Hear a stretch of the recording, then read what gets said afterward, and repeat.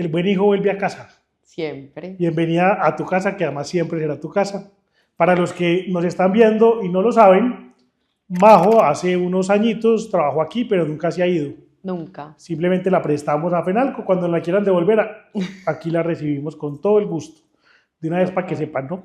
Pero nosotros tenemos una práctica en todos los Leader Labs, además tú has ido ya bastante, entonces sabes esta práctica, Sí. y es que siempre todo el mundo tiene que presentar y contarnos un dato curioso. Pero yo ya sé muchos datos curiosos de usted. Y además de eso, hay una gran cantidad de datos curiosos que no son curiosos porque los publican en tu cuenta de Instagram. Ay, no. Entonces cuéntanos un dato curioso que no hayas publicado en tu cuenta de Instagram. Rápido, que el tiempo en televisión A ver, no, ya me corcharon. Me gusta mucho viajar y lo único que colecciono son o imanes para la nevera o postales, y ese siempre es el único separador de libros que uso. Solo ¿Y dónde postales. guarda todas las postales? En una cajita, porque ahí siempre escribo las frases chéveres del libro. Ese Vea, es mi sistema. hace resúmenes en postales. Ujú. Porque la primera sí estaba pues muy mala esa respuesta. La de no, me encanta mucho viajar, o sea, respuesta de entrevista, Sí. de trabajo. No, cuéntanos un defecto. No, yo soy, me encanta, overachiever. Soy muy perfeccionista. Exactamente, me encanta trabajar, soy workaholic. Pero ahora sí hablemos de a lo que vinimos. A ver, estoy ¿Tú? nerviosa. ¿Cuántos años llevas ya en Penalco? Voy a cumplir 4 años. ¿Cuántos empresarios has conocido en ese momento? ¿Con cuántos has conversado? ¿Más de 1000? ¿500? Sí, yo creo. ¿Y por qué crees que a todos esos empresarios, o no a todos, pero a muchos, les cuesta tanto defender la libertad? No la conocen. Yo creo que es que no la conocen. No la entienden. No la entienden. Solo ven cosas que los afectan. Entonces, justo hace poquito, hace una semana, hablando, bueno, gran parte de mi trabajo, mi papá dice que nosotros en Fenalco somos los psiquiatras de los empresarios porque escuchamos y escuchamos y escuchamos, y en realidad una reunión en general con el empresario es escucharlo como el 90% de la reunión, uno hace una mini intervención y ya después vuelve y escucha, que es delicioso y me encanta. Escuché 1 hora y media a un empresario que había tenido, pues yo creo, las 7 plagas, o sea, le cayó todo. UGPP, no sé qué, que esta regulación, que esta otro fraude, o sea, le pasó de todo. Entonces, claro, puede que él no sepa realmente qué es la libertad o la estructura o los argumentos claros o el modelo económico, no, pero sí padece la falta de libertad. Es que aquí hacer empresas es demasiado difícil. Hay muchos impuestos, hay muchas regulaciones, y eso sí es parte de las conversaciones que tengo todos los días con empresarios. Y en todas las conversaciones, de todos los obstáculos que hay, que son 1.000.000, porque además ser empresario en Colombia es un deporte de alto riesgo, los empresarios aquí son culpables hasta que demuestren lo contrario. Tal cual. Pero ¿cuál crees tú que es el mayor obstáculo que enfrentan los empresarios en Colombia? El mayor, el más grande de todos. El que uno dice, si yo mañana llegara a gobernar, es el primero que tumbo. Pues lo que reformo. Cami, es que son muchas cosas. No, yo creo que el principal es la inseguridad. O sea, en realidad aquí, y más que todo el comercio, es un tema de extorsión, que me secuestraron X persona del equipo, me quemaron un bus en X carretera rural, y este es el tipo de cosas que nosotros hablamos todo el tiempo. Entonces, en ese sentido, ausencia de un Estado fuerte en lo que realmente tiene que dedicarse el Estado, que es esa seguridad y defensa. Y de ahí para abajo, no, pues un Estado gigante, burocrático, gordo, ineficiente, que se alimenta desde los impuestos de las empresas, de las personas también, pero principalmente de las empresas, y unos políticos que les fascina, ese es su deporte, ese es su hobby, poner regulaciones, ponerle trabas a generar empleo y metérsele en la vida privada a las personas todos los días a través de trámites y regulaciones nuevas. Tú sabes que uno de los grandes problemas que tiene Colombia, porque además lo trabajaste aquí y hoy lo trabajas todos los días en Penalco, es la imagen que las personas tienen sobre los empresarios, que la mayoría tiene. Este es un país que yo llamaría con una mentalidad antiempresa, ¿cierto? En donde la mayoría de las personas ven al empresario como un villano explotador. ¿Qué le responderías, por ejemplo, a un joven en una universidad, seguramente ya te ha pasado, que te dice que los empresarios son un villano explotador? ¿Cómo le respondes? ¿Qué le dices? ¿Qué argumentos usas? Bueno, lo primero, que se siente a conversar realmente con un empresario, que conozca la historia de él. Nosotros tenemos empresarios que se han hecho con las uñas, que han empezado escalan, entonces el mensajero que sube a facturación pasa a asesor comercial, después se independiza, monta su propia empresa, empieza en un rinconcito y va creciendo y creciendo y creciendo. Realmente el mercado no está comprado, un empresario no tiene absolutamente nada garantizado.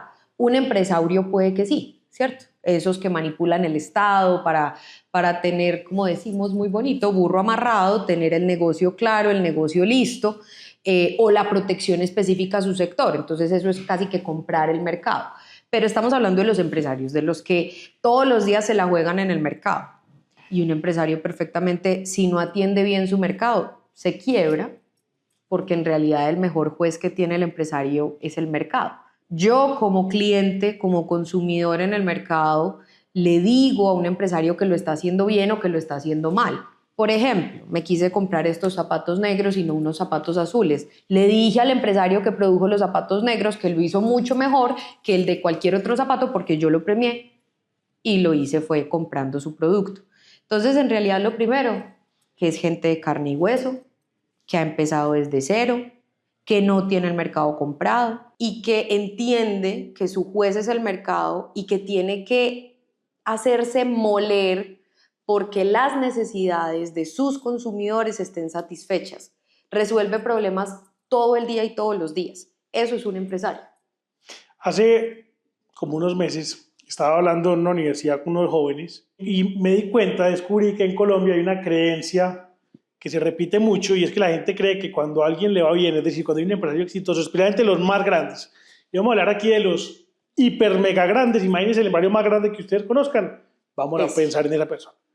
Pero siempre cuando se habla de ese tipo de personas que tienen mucho éxito, que les va muy bien, que han logrado crear y generar una gran cantidad de riqueza, siempre está esta creencia que me dicen estos jóvenes de, sí, pero es que la verdad, la única forma en Colombia, cree la gente, para poder construir un patrimonio como eso, construir riqueza, es porque algo malo estarán haciendo, porque algo raro estarán haciendo, porque quién sabe a quién habrán robado. ¿Por qué crees que eso? Primero, ¿por qué crees que eso pasa? Es decir, ¿crees que, ahorita están hablando un poco de empresarios y eso, ¿crees que hay gente que se merece un poco que la gente piense así? ¿O también crees que hay un mal entendimiento de cómo se crea la riqueza, de cómo se genera el rol del empresario en la sociedad? Bueno, yo creo que hay como dos temas. Primero, siento que somos tan mediocres que le tenemos miedo al éxito y envidia. Hay una diferencia grande entre tener envidia y querer emular, querer imitar a alguien. Entonces, si el pensamiento de la envidia es, a él le fue bien, a mí no, venga, repártame lo que él ha logrado. Si queremos imitar, emular o inspirarnos, es si él pudo, yo, ¿por qué no? Entonces, creo que ahí, pues ese es un primer punto. El segundo, este es un país de empresarios. ¿Que hay empresarios? Sí, ya les dije los empresarios cuáles son, ya te dije, son esos que moldean el Estado para asegurar su negocio, para tener burro amarrado. Y esos no son de los que estamos hablando. El empresario aquí todos los días se levanta sin nada asegurado. Es que esa es la cosa. O sea, la riqueza no está asegurada. Y los ricos de aquí son muy pobres con respecto a los ricos de otro país y todo el tiempo cambian porque el empresario, el rico se puede volver pobre si se quiebra y el pobre a punta de trabajo y esfuerzo, que es lo que nos gusta, puede salir adelante. Que ahí pues hay una gran discusión del crecimiento económico y por qué a los economistas nos obsesiona el crecimiento económico, que no es otra cosa que poder sacar gente de la pobreza. Entonces, sí, yo creo que hay dos puntos para hablar ahí. Bueno, tú eres economista y además te metiste ya por este tema, ya vamos a entrar por ahí. Fuímola. Pero ahora repite mucho eso, ¿no? Que el crecimiento económico no es desarrollo. Sí. ¿Qué comento sobre esto? A ver, es que si el desarrollo lo medimos es a punta de gasto público y a punta de gasto social, estamos jodidos. Realmente nosotros lo que queremos es un crecimiento económico que permita eliminar gente de la pobreza, que permita generar una derrama económica que saque a la gente de la pobreza, que pueda nuevamente hacer este recorrido que dije, de mensajero, facturación, asesor comercial, empezar en bus, pasar a su bicicleta, su moto, su carro propio, pero eso es un proceso de tiempo. Eso no se da con un subsidio, no se da con con una gran política de gasto público, se da con inversión que determina el crecimiento económico realmente a mediano y largo plazo, y que es una conversación que no hemos podido tener seriamente en Colombia, porque la generación de riqueza, conecto con el punto anterior, como que la satanizamos, no nos gusta, y es fundamental. La inversión se atrae si hay incentivos para generar riqueza, y la inversión genera crecimiento, y el crecimiento nos ayuda a eliminar la pobreza, y hay un círculo virtuoso. Entonces, pues, eso es un poco lo que podría decir al respecto. Tú tienes un trabajo interesante porque quizás mucha gente que nos ve ahora se hace la pregunta de, pero ¿cómo es posible que una persona tan activa defendiendo la libertad esté trabajando en un gremio económico? ¿Qué tan difícil es defender la libertad económica desde un gremio?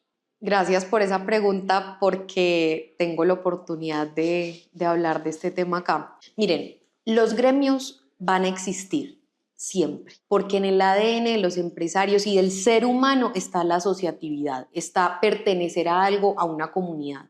Ahora bien, ¿qué tipo de gremio es lo que podemos nosotros elegir? Entonces, si nosotros queremos asociarnos porque queremos potenciar la industria, porque queremos empezar a hacer misiones internacionales y hacer negocios y abrir mercados y no sé qué, pues esa es una razón.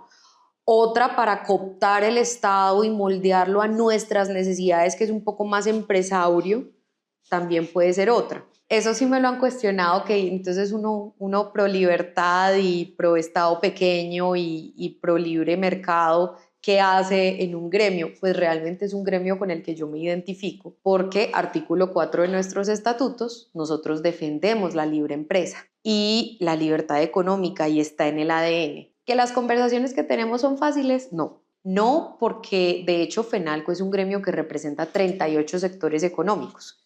Ahí hay intereses hasta para tirar para el techo. O sea, ahí hay de todo. Cada uno quiere jalar para su ladito, pero hay unos estatutos claros, y realmente pues también es parte de mi carácter. Yo eso no lo negocio. Yo no voy a salir ni a favor de aranceles, ni a favor de más impuestos, ni a favor de más regulaciones, que fue parte pues como de lo que le expresé a la junta directiva desde que asumí el cargo, que esa es la misión de FENALCO y la vamos a cumplir a cabalidad.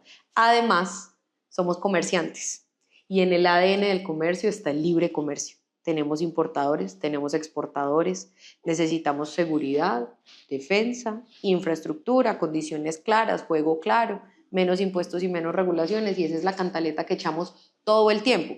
Pero ojo, menos impuestos atado a menor tamaño del Estado, que siempre ha sido parte de nuestra conversación, responsabilidad fiscal. Una de las cosas de tus funciones, de las cosas que tienes que hacer, no solamente hablar con empresarios y todo esto que acabamos de mencionar, sino también la parte más difícil, creo yo, ya nos contarás tú, es hablar con políticos y con gobernantes y con el alcalde y con el gobernador y con el concejal y la asamblea. ¿Qué tanto entienden de libertad y de libertad económica todos estos personajes, y los pueden meter en una misma canasta? O si dicen, no, hay unos que entienden más o menos, y qué tan difícil ha sido. Así suave, ¿no? No, yo creo que hay muy poco entendimiento, muy poquitico. No, creemos en el libre mercado, en el tamaño pequeño del Estado, en todo, pero vamos a crear nuevas secretarías, pero vamos a poner nuevas sobretasas, pero vamos a mantener un conglomerado gigante, pero o sea, realmente yo no quiero decir que haya malas intenciones, ni mucho menos. Creo que la comprensión de la libertad no es tan profunda, ¿cierto? Esa es pues como parte de una de las conclusiones que hago. Otra, hay buenos elementos. Yo creo que en el Estado hay buenas personas, personas muy capaces, pero otras no. Y claramente falta mucha valentía para tomar decisiones. Aquí en las conversaciones con concejales, diputados, gobernador, alcalde, alcaldes de no los 125 municipios de Antioquia, pero sí Urabá, Oriente y área metropolitana, que es donde tenemos presencia, siempre les decimos básicamente, señores, ¿Usted sabía que se tiene con FENALCO? Pues aquí no hay doble agenda, aquí no hay doble discurso. Y lo primero, no somos comité de aplausos. Somos un gremio independiente, no contratamos con el Estado, que eso es algo, de pronto no lo puedes encontrar tan fácil en todos los gremios, es una decisión importante que se tomó hace un par de años en la Junta Directiva y que yo celebro y que aún así, ahí ratifico más que me identifico con FENALCO, porque tenemos total independencia. Y esto no es un tema personal, es más, lo digo pues que fue una de las conversaciones que tuve hace poco con mi Junta Directiva, es tan no personal es el tema, sino de política pública, que en realidad a mí no me trasnocha como líder gremial qué piensan de mí en una gobernación, en una alcaldía, en un consejo, en una asamblea. Yo estoy defendiendo unos principios claros que responden a los intereses y necesidades de los empresarios de Antioquia. Entonces, aplaudimos cuando haya que aplaudir y alzamos la mano de manera técnica y respetuosa cuando haya que alzarla, que pues últimamente hemos tenido que hacerlo un par de veces. O sea que están en bastante listas negras en este momento. De más, ni idea. Pero ahí hay un tema que me interesa mucho, porque nosotros en Libertad hablamos mucho de eso, y es que yo aprendí, por ejemplo, a no juzgarles por lo siguiente. Sí. Porque al final los políticos son seguidores de ideas. Ellos tienen que mantenerse en el poder, tienen que ser populares, y entonces tienen que acomodarse a lo que siente y cree la mayoría. Si el pueblo pide locura, el político ofrece locura. Si el pueblo pide cordura, el político ofrece cordura. Y hasta ahí, digamos, uno no los juzga. El problema es cuando no lo hacen por ese incentivo que uno podría más o menos justificar, sino porque en realidad no entienden en profundidad de lo que están hablando. Y yo creo que hay un llamado importante a, si vas a ser abanderado de la libertad, que ojalá muchos lo sean y cada vez más, pues te detengas un ratico y estudies y entiendas de qué es lo que estás hablando. Porque de lo contrario van a perder confianza y credibilidad muy rápido. Sí, yo creo, Cami, que incluso desde FENALCO hemos hecho un trabajo chévere por dar esa vocería desde los empresarios. Porque es verdad, si el pueblo pide locura, pues entonces el político da locura. Y con esa vocería de venga, menos impuestos, menos regulaciones, nada de burocracia adicional, antes recortemos, tumbemos trámites, no sirve solo con digitalizar el trámite porque sigue siendo un trámite, túmbelo, simplifíquelo, elimínelo. Ahí hemos ido encontrando políticos que se sienten cómodos y que, obvio, porque ellos están en el mercado de los votos, estaban antes en otras conversaciones que exigían más Estado, que exigían más subsidios, más impuestos y todo, y pues ellos lo hacían porque atendían su mercado de votos, pero aquí ya venimos trayendo como una conversación diferente, que no soy yo sola, es un equipo y unos empresarios que hay detrás diciendo hágale, hágale, que es que esto es libertad económica. Si no hubiera esa gasolina de empresarios detrás diciendo hágale, pues entonces seguiríamos en lo mismo. Falta mucho y todavía el pueblo pide muchísima locura, pero al menos hay un granito de arena que damos por este lado. Y también hay una red de clientelismo detrás, pues que así funciona lastimosamente el sector público en Colombia. Y es que hay un gobernante de turno, sea de centro, derecha, de izquierda, bueno, regular o malo, que haga consultas anticorrupción o no, cuando llegan a gobernar, montan unas redes de clientelismo gigantes porque lastimosamente no se ha acostumbrado la gente. Ustedes van a una oficina gubernamental, voy a poner un ejemplo, ustedes van al Consejo de Medellín y eso siempre está lleno de gente. Ustedes van al Congreso, la fila para entrar al edificio nuevo del Congreso es enorme. O sea, la gente hace filas de media hora para entrar allá y van cada uno con un maletinado, con una carpeta llena de hojas de vida. Y lastimosamente la gente se ha acostumbrado a ese juego. Pero esa misma gente sale de ahí, entrega la hoja de vida, pide el favor y después se queja de que en Colombia hay mucha corrupción y que no lo dejan trabajar y esto y lo otro, pero la gente no entiende que viene de ahí. Pero volvamos un poco a donde te sientes más cómoda hablando de empresarios. Pero va a haber una pregunta incómoda frente al tema de empresarios y es, ahorita lo decías, Colombia es un país hiperregulado en donde la intervención del Estado en la economía, además de ser hiperregulado, es bastante alto. Es un país que tiene unos indicadores, unos índices de libertad económica mediocres, pero como todo en Colombia, pues no estamos peor. Entonces la gente dice, no, pero estamos mejor que Venezuela o estábamos mejor que Argentina. Pero pues claro, eso es como cuando uno perdía la materia en el colegio y le decía a la mamá, mamá, perdí la materia, pero todos también perdieron. Así es Colombia. Tal cual.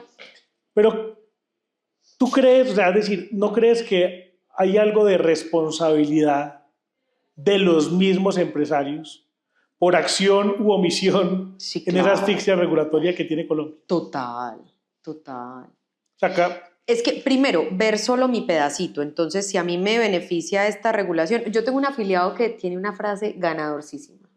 Cada nueva regulación es un punto de venta. Y es verdad. Cada nueva regulación es una nueva empresa. Pues, un nuevo trámite, montó la empresa que te ayuda a hacer el trámite. Y así con cada cosa. Entonces, claro, obviamente hay un mea culpa de muchas personas y pues no es lo ideal. También hay un tema de mentalidad. El empresario no ve el mercado como tal, sino su pedacito y ve un punto de venta, ve un negocio. Eso es lo que nosotros estamos tratando de cambiar con un discurso, pero no es fácil. Con un discurso y con acciones, claro. O sea, nos hemos opuesto a lo que hay que oponernos y hemos celebrado lo que hay que celebrar. Y de hecho hemos hecho una mesa de trabajo juiciosa que vamos a empezar justamente en unas semanas para tumbar trámites en Medellín y en Antioquia.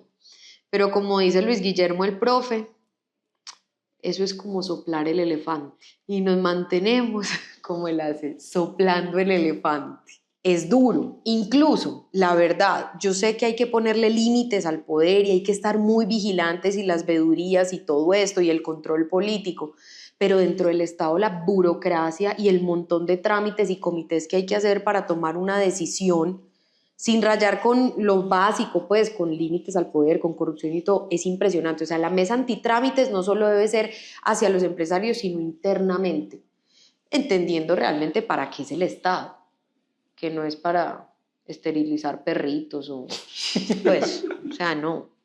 pero cada vez la gente demanda más eso. Exacto. Y ahí también hay otra culpa.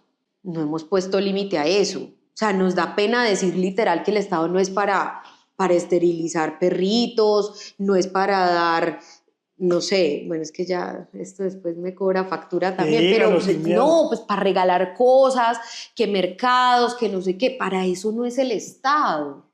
Entonces, pues claro, ahí hay otra culpa grande. Y hay una última culpa de las que se me ocurren en este momento, los empresarios vergonzantes. Entonces, primero, no hemos sabido ponerle límite a la superchorrera y lista gigante de derechos que se están inventando, porque se inventan derechos. O sea, ya casi que las mascotas van a tener derecho a que las esterilicen. Todo el mundo tiene un montón de derechos, o sea, rifa de derechos. No hemos sido capaces de ponerle un límite a eso y darnos cuenta que eso lo pagamos con el bolsillo de nosotros. Absurdo.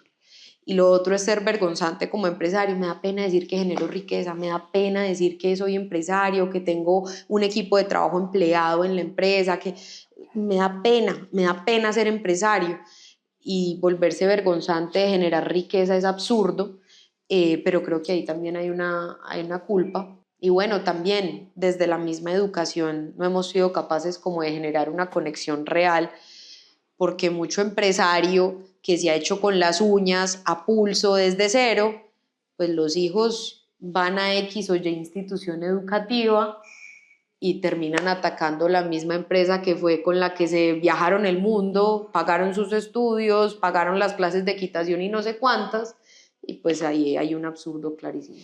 Que eso que tocas es clave porque inclusive hasta el mismo empresario, a sus hijos, sobre todo una generación entera, fue, digamos, educada con estas ideas contrarias y enemigas de la libertad. Pero yo inclusive creo que en muchos empresarios, especialmente en muchos empresarios grandes, esas ideas enemigas de la libertad están profundamente incrustadas. Es decir, yo hoy creo que la mayoría de empresarios en Colombia son socialdemócratas. Es decir, la mayoría de empresarios en Colombia creen en que el Estado debería ser un Estado que interviene, que el Estado es la mejor forma o la única forma posible para que la gente viva mejor, para sacar gente de la pobreza. pero no porque ellos se hayan detenido a estudiar, o sea, Anthony Giddens y la tercera vía, o no, sino porque esas son las ideas de moda, las ideas mayoritarias. Incluso, ¿por qué crees, y ahí te la tiro a ti, pero por qué crees que todo este tema de la cultura woke en las empresas y las políticas de DI y todo este tipo, y las cuotas y todo eso es tan popular? Pues porque estamos en una batalla cultural y hay una corriente mayoritaria que es la dueña hasta ahora, que ahora está rompiendo, de la narrativa que ha llevado a que incluso los empresarios terminen comprando la droga con la que después los van a ahorcar sin darse cuenta. Porque el problema de la libertad es que como es tan difícil de percibir, como no se puede ver ni oler, como iría Antonini, ni tocar, pero ahí está iría Antonini y es tan fuerte como esta mesa, y es tan real como esta mesa, pero no se puede, la gente la empieza a perder sin darse cuenta. Y empieza a pasarle como la rana en la olla, que está ahí cómodo, calientico, y cuando ve que la vayan a matar ya no tiene fuerza para pararse. Y eso pasa con la pérdida de la libertad. Y yo creo que a los empresarios les empezó a pasar eso. Y es que estaban cómodos, tranquilos, empezaron a meter, inclusive muchos hoy, seguramente muchos de los que están viendo esto se deben estar incomodando escuchando esto y quieren dejar de reproducir este video y pasarse a otra cosa, pero quédense que esto le compone. Claro, porque eso incomoda, que uno le digan la verdad incomoda.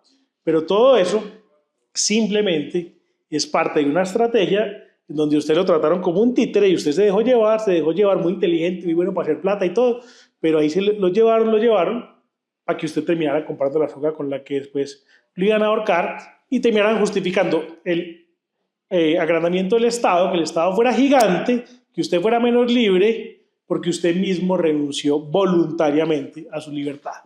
Pues ve, Cami, yo creo que es como los empresarios que más vocería tienen, porque aquí el mediano y el chiquito no quiere saber nada del Estado. O sea, déjeme quieto, tengo tantos trámites, tantas cosas, que lo laboral, que renta, que el impuesto, que no sé qué, que llegó salud y seguridad en el trabajo, que es bien complicado, ese es de mis top más duros para las empresas de este país, que llegó todo, déjeme quieto. Por otro lado, sí, se descachan y piden subsidio, terrible. Pero el empresario, la MIPYME promedio en Colombia, yo no creo que sea intervencionista. ¿Qué es lo que pasa? Que claro, entonces tú como MIPYME entonces vas aspirando a crecer, ¿cierto? Pero la mayoría, no todos, hay gente que nos da mucha esperanza. La mayoría de los empresarios grandes les encanta esa ola de que el empresario aquí es rifas, juegos y espectáculos. Entonces, el empresario es psicólogo, recreacionista, la ley está, lo de que había que plantar árboles según el número de empleados, o sea, aquí hay que hacer todo, de todo, y todos se lo quieren chantar a la empresa. Así, menos trabajar. Y entonces, ¿a qué horas montas una nueva línea de negocio? ¿A qué horas te craneas el nuevo producto? ¿A qué horas contratas el personal que realmente necesitas? No el que esté atendiendo regulaciones, sino el que necesitas para crecer el chuzo, para crecer la empresa. Entonces, creo que yo lo dividiría, porque los empresarios más grandes son los más vergonzantes, lastimosamente. Y es porque se nos va olvidando la historia, de dónde vienen esas empresas, lo duro que fue entender que el mercado no está comprado y que no hay que pedir perdón por ser grande tampoco. Un empresario grande entonces tiene que pedir perdón. Y es como que de esa culpa se derivan el resto de políticas. Entonces usted tiene que tener tanta cuota, tiene que imponer tanta cosa. Se está cayendo, hay un tsunami, se ahogó un osito polar, entonces hay que plantar árboles aquí. Entonces, un montón de cosas que, hombre, de verdad es inconcebible, es inviable, es insostenible. Eso es como lo que creo. Si mañana usted es presidente de Colombia, tienes mayoría en el Congreso, pero toda decisión de políticas públicas es un trade-off, ¿cierto? Entonces y además tienes un capital político que lo vas a quemar. ¿Por qué? Porque las reformas que nosotros los que defendemos la libertad planteamos son impopulares. Pero pues si llegaste, seguramente hay una base de electores que te acompaña, pero tienes que escoger, tienes que priorizar. ¿Listo? ¿Cuáles serían las 3 grandes reformas, o las 3, no solamente tienen que ser reformas, pues las 3 grandes políticas públicas ¿qué harías el 7 de agosto del 2000? No. Bueno, yo no sé mucho cómo funciona eso, pero no tengo que hacer una política pública para reducir el tamaño del Estado, simplemente no nombro la gente y después ahí veo. Entonces esa no cuenta. Recorto ministerios a 2 manos y un montón de entidades del Estado, que eso es grotesco. Pero las 3 reformas serían seguridad y defensa, porque yo creo que aquí hay un tema de fuerza pública, de justicia, todo es una reforma potente, una laboral y una tributaria. ¿Una laboral que haga qué? Que flexibilice a 2 manos. ¿Y la tributaria? Que recorte gasto y que recorte, pues reforma fiscal, que recorte gasto y que recorte impuestos especialmente a las empresas. Esas harían las 3. Sí. Te jugarían ahí todo el capital político. Ahí me lo juego. En eso. ¿Y qué pasaría con Colombia si eso pasa? No, una nota. ¿Qué nota? ¿Qué nota montar empresa acá? ¿Qué nota salir seguro? Y que el Estado de verdad esté garantizando lo que tiene que garantizar. Y generar riqueza y transformar la vida de la gente. Yo creo que ahí habría un crecimiento muy poderoso, un crecimiento económico muy poderoso. Pero bueno, tú eres economista, ¿sí o no? Y además hiciste parte un montón de tiempo, creo que todavía o no, de la, ¿cómo se llama? El grupo de coyuntura de AFIT. A veces voy todavía. Con el profe Jesús Botero. Y todavía eso sacan los documentos buenísimos, que además, pues no, publicidad no pagada, pero si la quieren pagar, con mucho gusto, les pasamos la cuenta. Pero aquí tuvimos también a José Manuel Restrepo. Y hablamos de esto, porque él, pues no tanto él, pero otros colegas de él decían, ahora me sorprende porque ya dicen que no, pero decían que en Colombia el gasto es inflexible a la baja. Y yo sé que tú has tenido, cada vez que dicen eso, a ti te da como una cosa exactamente. ¿Tú en realidad crees que eso es verdad? No. ¿O que no hay gasto inflexible y no personas inflexibles? Hay personas inflexibles. La mayoría, como dicen los políticos, eso es de voluntad política. No, pues realmente. Las cosas se hacen como se deshacen. Sí, total. No, hay mucho para recortar acá. Creo que Milei nos lo está demostrando. Sí. Que sí se puede y que si hay que hacer una reforma constitucional, pues hay que hacer la reforma constitucional. Pero bueno, por eso es tan importante que cuando Majo llegue a la presidencia, llegue con un Congreso sólido y grande. Cuando tú llegues a la presidencia. No tengo ropa para eso. Yo tampoco. Pero así como Milei tiene vida a la libertad, carajo, usted tiene Dejen Camellar. Y ese Dejen Camellar mucha gente lo escucha, lo ve por todas partes y alguien ha visto a María José en persona, sabe que tiene el celular, en el computador, en el carro, no sé, hay vallas de eso, se lo entrega a todo el mundo, stickers, de todo. Sí. Pero detrás de esa frase hay una explicación filosófica, digamos, Sí. que tiene mucho que ver con la libertad. ¿Por qué no nos explican un poquito eso? Bueno, el Dejen Camellar nace cuando hice la tesis del pregrado de la carrera en mercado laboral.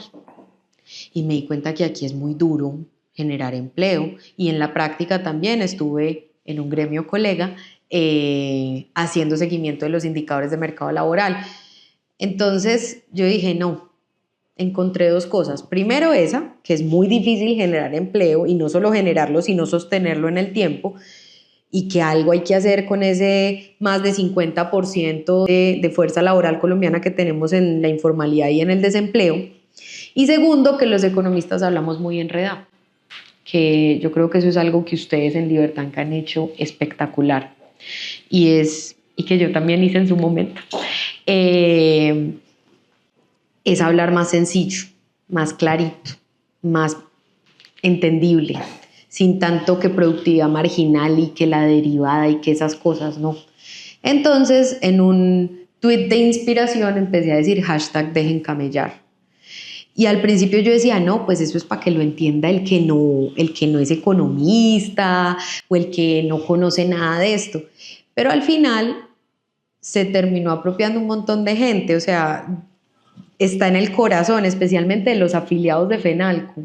María, es que sí, es que lo que necesitamos es que nos dejen camellar, ni subsidios, ni nada, no le vamos a pedir nada, solo que nos dejen camellar, que tengamos condiciones óptimas, una cancha nivelada para todos, condiciones claras del juego para que la saquemos del estadio, pero nosotros, no el Estado. O sea, el Estado arregla la canchita, la pone tranquilita y nosotros somos los que jugamos. Ese es el dejen camellar. Es de la necesidad de comunicar fácil y sencillo y cercano ese mensaje, en vez de decir, no sé, bajen la carga tributaria, simplifiquen el marco regulatorio, esas cosas que nadie para bolas. Y también nace de la necesidad de decir que acá es muy difícil montar empresa y generar empleo. McCloskey, que la trajimos el año pasado. Me cumplieron un sueño, me tomé mi foto con ella, pero me firmó el libro. A ella lo que pasa es que no lo puso porque obviamente su lado académico, o sea, no tenía la capacidad ni la habilidad de ponerlo en esa palabra tan sencilla como lo puso más bien camellar, pero lo llama igualdad de permiso. Y lo que ella dice que lo que necesitan los países para enriquecerse, una palabra pues, que no se usa mucho en español, pero para florecer, es decir, para que no solamente la gente se enriquezca, sino que tenga mayor bienestar, viva mejor, pueda construir su proyecto de vida, es eso. Es que igual en la cancha, pero en permiso, en dejar hacer. Colombia es un país que no deja hacer. Es más, es un país que hay que pedir permiso para todo. Sí. Para todo. Un empresario tiene que pedirle permiso al Estado para existir, para vivir, y además de eso tiene que renovar el permiso, porque si no renueva el permiso, pues inmediatamente le llega toda la sanción y hay que estarlo renovando constantemente, así sea el mismo permiso, pero hay que estarlo renovando. Y eso es lo que necesita Colombia, mayor igualdad de permiso. ¿Qué tenemos que hacer para que la gente entienda esto? O sea, es que seguramente mucha gente que nos está viendo dice, sí, es que esto es sentido común, yo lo entiendo, es que esto es lo que necesita Colombia, pero pues ¿cómo hacemos para que todo el mundo lo entienda? Además de repetir, dejen camellar. Pues va a sonar, obvio, muy parcializado, pero agrémiense y tengan al rojo vivo al dirigente gremial para que tumbe trámites. O sea, realmente la forma en que un empresario puede generar un cambio en política pública, en algo, pues sin necesidad de estar como una garrapata al lado del político de turno, porque pues realmente el empresario estándar o común de este país no está pegado al político de turno. La forma que tiene un empresario de proponer es a través de los gremios, aquí y en todos los países del mundo. Existen o cooperativas de empresarios o asociaciones o no sé qué, acá son gremios. Entonces, sé que a su gremio, dígale que la gran meta que tienen es, mire, estos trámites no más, yo ya no puedo con esto. Listo, hágale. Eso, de hecho, es nuestro plan de trabajo de este año. Una mesa antitrámites, vamos a empezar por Medellín, en el Consejo de Medellín. Eso es una muy buena pregunta, porque mucha gente cuando hablamos de trámites, de regulaciones, de impuestos, pues cree que, claro, que es un trabajo difícil porque además con el Congreso, todo lo que acabamos de mencionar un poquito, y que hacer ciertas reformas y proyectos de ley y proyectos de acto legislativo y 4 debates, 8 debates, lobby, todo eso. Pero hay una gran cantidad de regulación e intervención del Estado a nivel local, sí, que también hay que romper. Total. Y unas redes de corrupción grandes ahí, precisamente porque la regulación crea la corrupción, porque entonces, no sé, si ahí me piden que necesito una licencia para poder prender luces, entonces inmediatamente, como decían ahorita, va a aparecer la empresa que vende, que te asesora para que pongan las luces en el lugar correcto. Y usted puede invertir la plata que quieran, las mejores luces traídas de no sé dónde, pero si esa empresa no le dice que esas luces están bien puestas, no le van a dar el permiso. Eso pasa. Tal cual lo acabas de decir. Sí, ¿no? Eso es. Y ojo, porque recuerden que los antitrámites tienen que ser como en 2 vías. Dentro del Estado, que es burocrático, paquidérmico, lento, gordo, no avanza en lo que debe avanzar. Y en la otra vía es que también, a su vez, es un obstáculo no solo para sí mismo, sino para las mismas empresas. Entonces, ahí haga la lista de trámites. Y hay otra cosa, no solo a través de los gremios. Yo creo que ahora las redes sociales son muy poderosas. Y yo veo empresarios cada vez más denunciando cosas, poniendo videos, me pasó esto, me llegó esto.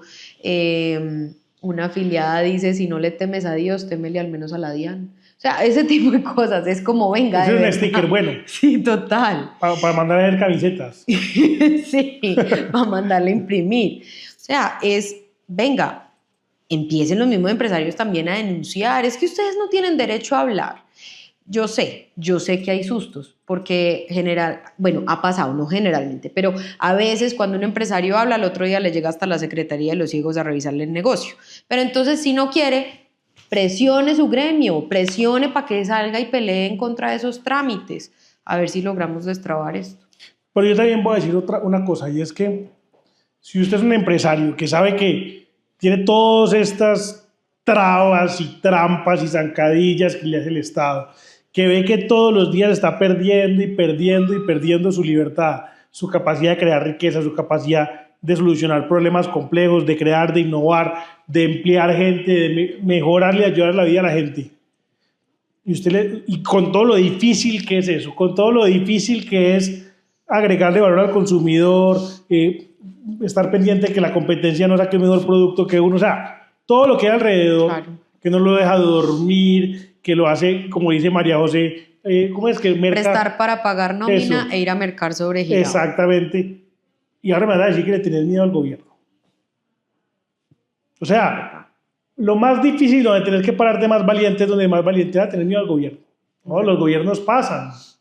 Y lo que le falta a Colombia es que los empresarios se paren valientes, con la misma valentía con la que crean riqueza, generan empleo, solucionan problemas, se paren frente al gobierno y defiendan la libertad. Porque, ojo, solamente aquellos que son capaces de enfrentarse sin miedo, dispuestos a arriesgarlo todo por cuidar la libertad, en realidad son personas libres. Los otros no, porque simplemente que son esclavos del miedo. Que son esclavos del gobierno de turno porque tenemos miedo que nos llegue la DIAN, que nos llegue, claro, va a llegar y hay que enfrentarse a ellos también. Porque eso es gente que lo que está tratando de hacer es hacerle la vida imposible a usted para que ellos les pueda ir mejor. Y eso no es lo que no podemos dejar.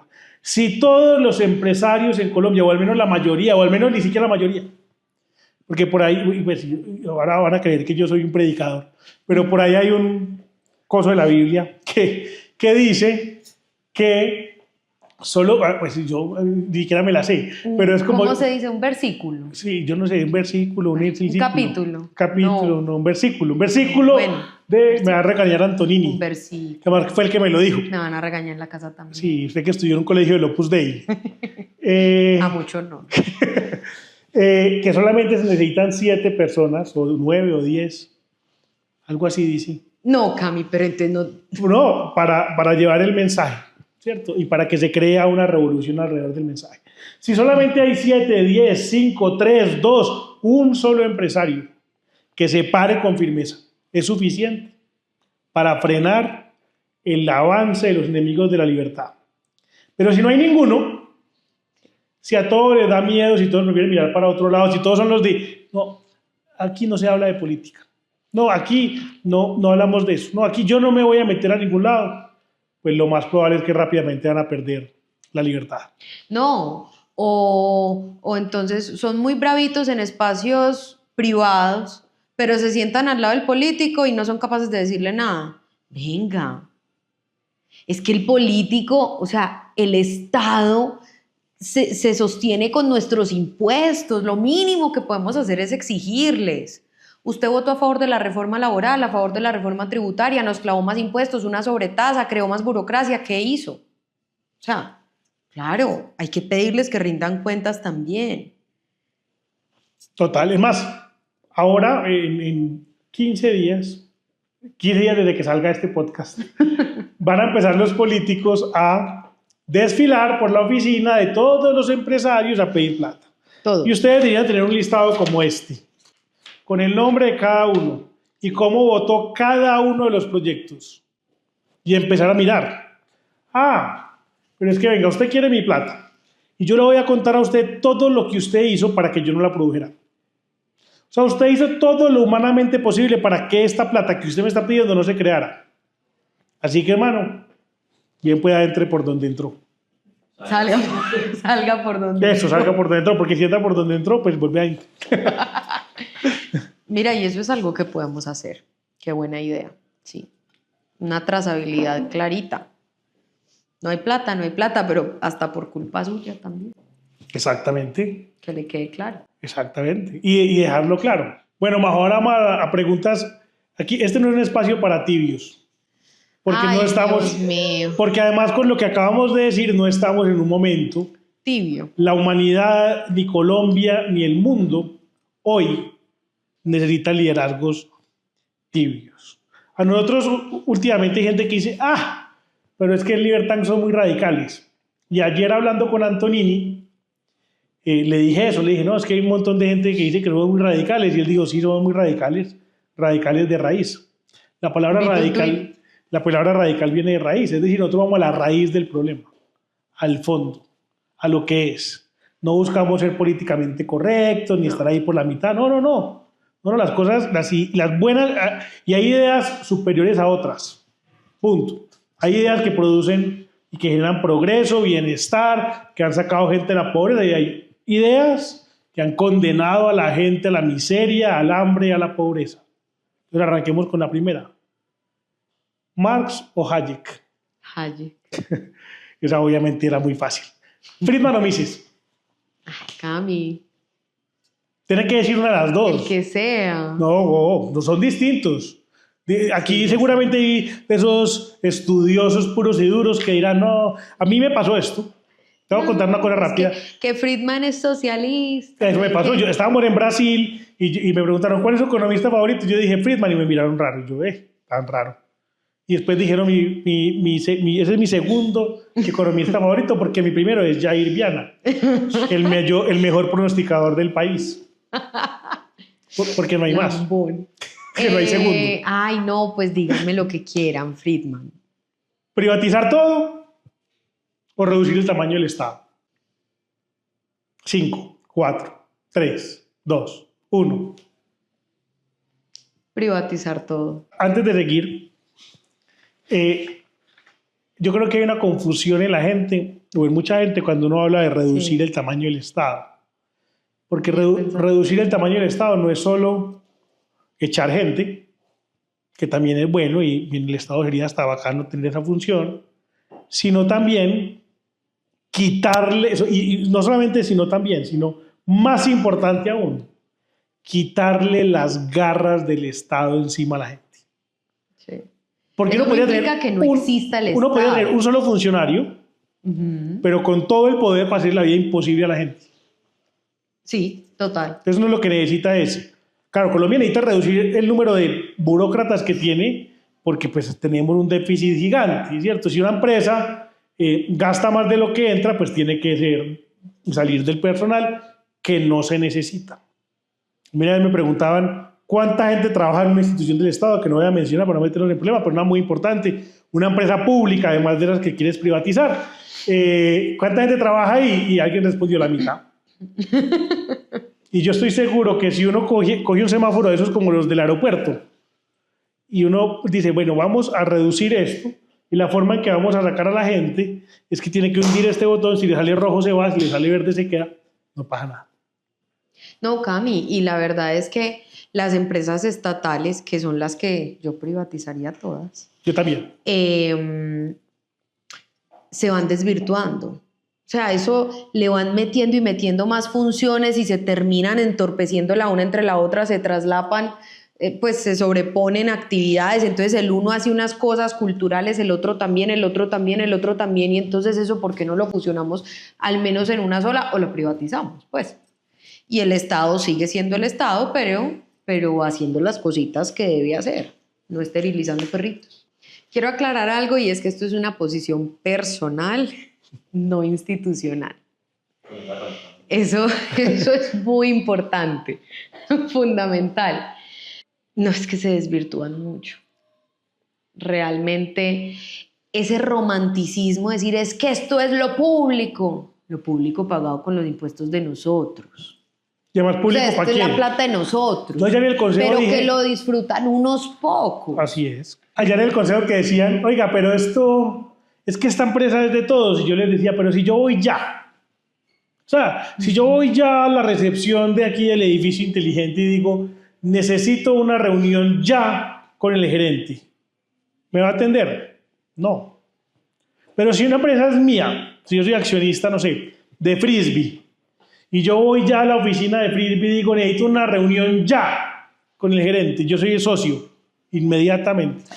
Una vez nosotros fuimos a una empresa que no voy a mencionar aquí, pero en la portería de esa empresa hay un letrero gigante que dice, si llega algún accionista, inmediatamente llaman al presidente de la empresa.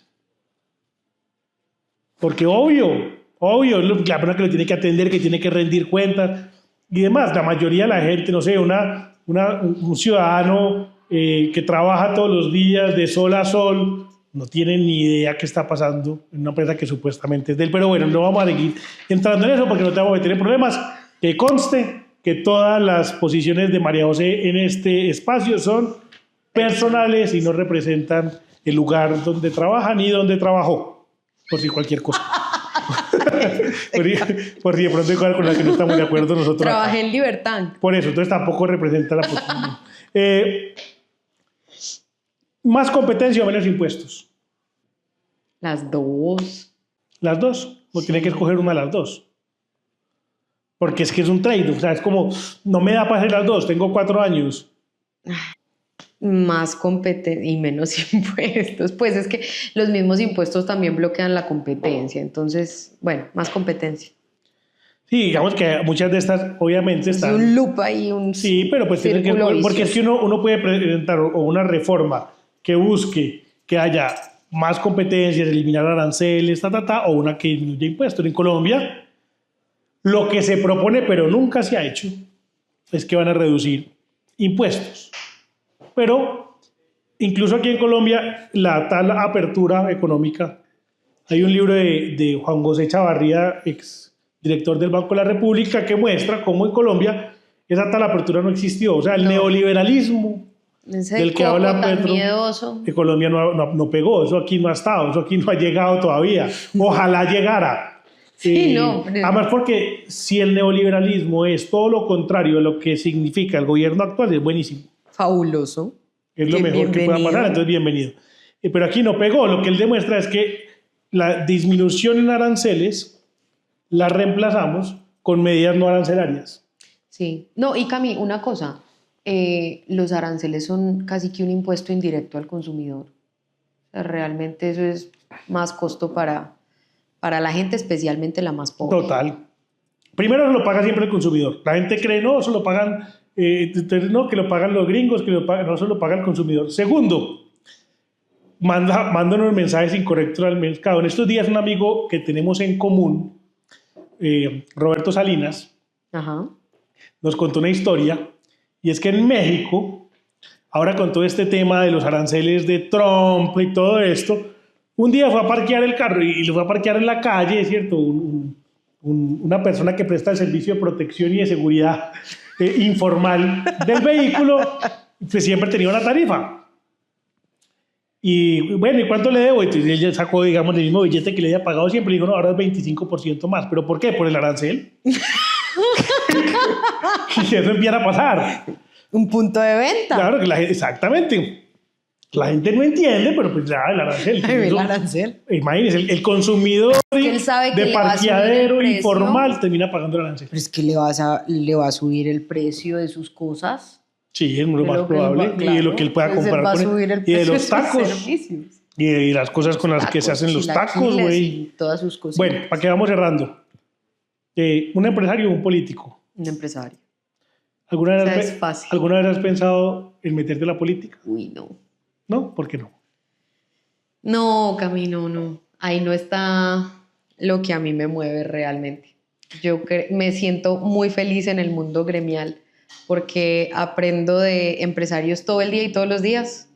Conozco sus historias maravillosas y puedo defender con principios claros las posiciones que toda la vida, en un discurso claro, coherente, igualito, he mantenido. ¿Y alguna vez has pensado que todas estas ideas que tienes, si no las haces tú, no las va a hacer nadie? No, no creo. Yo creo que lo que puedo hacer es influir a mucha gente que sí puede hacer cosas y que le gusta estar en el Estado y le gusta la política. Yo creo que ese es mi granito de arena. mover el eje del debate, al menos desde el sector empresarial, para que ya los políticos hagan lo que saben hacer. Que ojo, o sea, obvio, como liberal uno siempre tiene como una aversión al poder, como la duda constante ante el poder. Pero yo creo que tiene que haber políticos y ojalá sean los más buenos de todos, los más idóneos, más poquitos, porque es que la burocracia es miedosa, pero sí tiene que haber políticos. Ojalá el discurso que tengo desde el mundo empresarial le llegue a esos políticos y que sepan que en su mercado de los votos pues van a encontrar un respaldo si siguen coherentemente, que eso es lo difícil de encontrar, políticas públicas a favor de la libertad. Porque al final lo que Milei dice, que lo acabas de explicar tú, es que el poder, la política es el juego del poder y el juego del poder es un juego de suma cero. Es decir, si no lo tienen uno, lo tienen otros. Si no lo tienen quienes defienden la libertad, lo tienen los enemigos de la libertad. Que los hay, además, enemigos de la libertad, los hay, digamos que de diferentes grados. Ahorita antes de arrancar hablábamos un poquito de eso, los hay desde los carnívoros hasta los vegetarianos. Que la única diferencia entre los dos es la velocidad en la que se lo comen a uno. Ah, sí. ¿Qué tan rápido destruyen un país? Exactamente. Y en Colombia no podemos llegar a que la alternativa sea entre los carnívoros y los vegetarianos. Tenemos que tener una alternativa diferente. Sí, Cami, y yo creo que otro granito de arena que pongo no solo hacia los políticos, sino hacia los empresarios. Porque poco a poco muchos han ido descubriendo en las conversaciones que tenemos todo el día y todos los días que el camino es hablar de libertad económica y ya lo van interiorizando en sus discursos del día a día. Eso es un golazo. O sea, que un empresario me diga, ya entendí el dejen camellar, es que lo que necesitamos es que nos dejen camellar. Eso es resultado de un montón de conversaciones, muchos tweets, muchos comunicados, muchos videos, muchas cosas y discusiones muy fuertes y duras que hemos tenido dentro del gremio. Entonces yo creo que soy más útil ahí. Bueno, mójese un poquito, ¿con cuál político se siente más cómodo hablando? Nada a la izquierda. A la izquierda nada. ¿Pero te has sentado a hablar con la izquierda? Sí, claro. Nosotros tenemos una mesa de FENALCO con la bancada antioqueña. Invitamos a la bancada en pleno para que nos escuchen el cuento. ¿Y qué tal? No, pues obviamente el resultado es el que uno espera, pero al menos lo que logramos es, mira el documento técnico de por qué la laboral es destructiva y miedosa. Revíselo, miren los artículos que hay que rechazar, pues no son el 99% de la reforma, pero al menos se tiene un canal de comunicación. Sí he hablado, pero claramente hablo más con derecha que con ¿Y de esos con quién se siente más cómoda? Eso no tiene nada de malo. Con los más coherentes, pero obviamente hay uno que ese sí pues lo va a decir toda la vida. Mi mentor, el profe Luis Guillermo Vélez, que no es político, que lleva un año estrenándose de político, concejal del Centro Democrático en el Consejo de Medellín y que se ha dado unas peleas duras tratando de soplar el elefante y no lo deja de soplar. Y para mí es un garante no solo de inspiración y mucha admiración, sino también de esperanza. Estando ya retirado, dando clases, echándonos cantaleta que la valoro demasiado cuando la embarro o diciéndome que voy bien, decidió irse a trabajar por la ciudad durante 4 años como concejal. Entonces ese sí es un político que digo, ese es el mío, mi concejal, porque en realidad viene siendo mi profe desde hace 10 años. Para cerrar, aunque este no es un podcast para contar la historia de vida, ya después Majo además tiene un podcast para que le hagas ahorita cuña y ahorita le paramos la factura, pero para que le haga cuña al podcast. Pero acabamos de hablar de Luis Guillermo, es una persona muy importante en tu vida, es uno de tus mentores, con quien hablas además constantemente, que te quiere prácticamente como a una hija y fue la persona que te enamoró de estas ideas. ¿Cómo fue eso? Yo mandé un correo a toda la escuela de economía de AFIT. Entonces yo estaba en un grupo de investigación de estudiantes de economía y la profe nos dijo, quiero abrir un grupo de libros de economía. Entonces nadie alzó la mano y pues aquí la nerdita dijo, bueno, yo quiero, no tengo ni idea de qué es. La profe nos dijo, quiero que los estudiantes lean clásicos de economía y no solo los textos guías o los papers. Entonces yo no sabía por dónde empezar, yo nunca había leído un libro de economía. Y le mandé una encuesta a todos los profesores y uno de ellos me respondió y me dijo, necesito que vaya a mi oficina. Entonces, pues ese era el profesor Cuchilla de Pensamiento Económico de cuarto semestre, uno en segundo semestre, así el tembleque. Llegué y me dijo, ¿usted qué es lo que quiere hacer? Yo, profe, pues queremos montar un grupo de libros de economía. Y me dijo, yo no le voy a recomendar, yo la voy a padrinar. Y durante 3 años, estuve cada semana leyendo libros de economía con el profe. Esa es mi gran escuela de pensamiento. Eso no me daba promedio, no me daba nota, no me daba nada, pero me cambió la vida a nivel profesional y también personal, porque al final, si tú no te identificas, si no eres coherente en tu vida personal con las ideas que debates hacia afuera, pues entonces no hay nada. Me cambió la vida a nivel profesional y personal. Y esa es mi escuela. Y a la par, pues había un grupo de uno de sus pupilos de liberalismo económico, un semillero que se llama Andrés Ortiz. Él tenía un semillero en EAFIT y empezamos a explorar debates de liberalismo económico y me entré por el mundo de las organizaciones de estudiantes y semilleros y think tanks y cosas. Y ahí fue donde pues a través de cosas internacionales, seminarios, aprendí que esto era un movimiento y que había gente trabajando por la libertad económica en la academia y que existían profes que podían acompañar ese proceso, como lo fue mi profe Luis Guillermo. Entonces, esa fue como se unieron las dos cosas. Y el profe, desde que empecé con el semillero de libros con él, éramos 3 peludas, o sea, no éramos más, eso no es una cosa masiva, pero es mi mentor. Cuando iba a escribir una columna y no sabía muy bien, yo lo llamaba, profe, ¿qué opina de esto? ¿Qué piensa de esto? Y ahora que es concejal, pues siempre lo llamo y le doy ánimos porque soplar el elefante no es fácil. Le digo, profe, con toda que usted está ahí, nos representa y usted es un referente para muchos y lo admiramos. Entonces esa es mi historia con el profe. Majo, ya, ahora sí la última. Pero yo creo que no nos podemos ir sin esto y es, todavía estás muy joven y has logrado una carrera ascendente, rápida, que puede ser el sueño, digamos, de muchos otros jóvenes. 3 consejos que les darías. Pues yo creo que aprovechar los mentores. Yo siempre le he dado las gracias, y no es porque esté aquí, pero acá siempre que hablo con él, le pido consejo, le doy las gracias. Carlos Chacón también ha sido un mentor muy importante para mí del ICP. Jesús Botero también lo ha sido. Y Luis Guillermo Vélez, pues ya les conté mucho.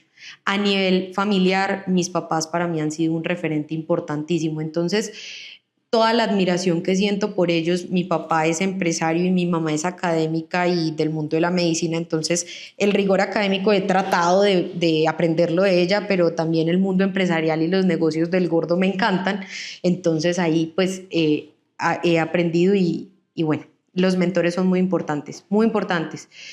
No creer que uno se las sabe todas, uno tiene derecho a embarrarla y hay que tener humildad intelectual para decir, la embarré, no sabía, respondí mal, venga, yo veo cómo la desembarro. La segunda yo creo que es exigirse mucho a uno mismo. Yo desde chiquita me he puesto a mí misma horario militar.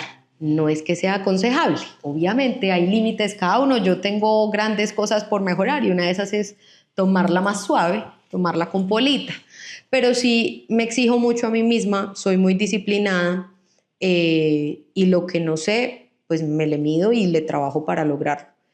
Y lo tercero, yo creo que es no olvidar las raíces, o sea, tocar tierra firme. Entonces, a nivel personal, la familia para mí es fundamental, mis amigos de toda la vida, mis mentores,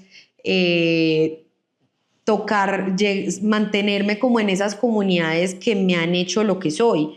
Entonces mi grupo de coyuntura económica para mantenerme actualizada como economista, los seminarios de libertad económica para seguirme empapando, porque uno si se pone a hablar sobre sectores específicos todo el tiempo termina intervencionista, pro Estado y un montón de cosas. Entonces siempre hay que tocar base como en las comunidades y los espacios que me hicieron y que me siguen haciendo. Yo creo que son esas tres cosas, Cami. Y nada es regalado, hay que camellar. Pero a mí me encanta. Bueno, no te voy a despedir porque igual esta es tu casa, entonces no, pues, ¿para dónde se va a ir? Uno nunca se va de la casa, pero muchas gracias. Gracias a ti. Gracias por esta conversación.